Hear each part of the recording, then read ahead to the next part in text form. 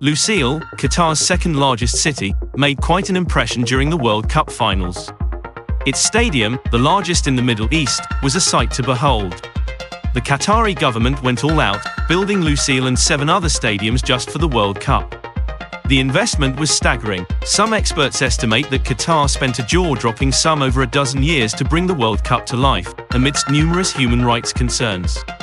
According to Bloomberg, a significant portion of this spending went into creating Lusail City, a mega-project that turned a desert into a futuristic urban landscape.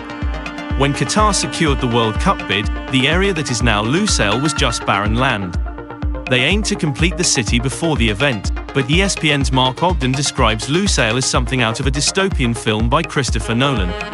Once finished, Lusail is set to be home to 450,000 people, including residents, office workers, and retail staff. One of the city's main attractions will be Aqua Tar, the world's largest water park, and the crown jewel of this artificial metropolis. Aqua Tar promises 36 water slides and attractions, along with a towering structure boasting the world's highest water slide.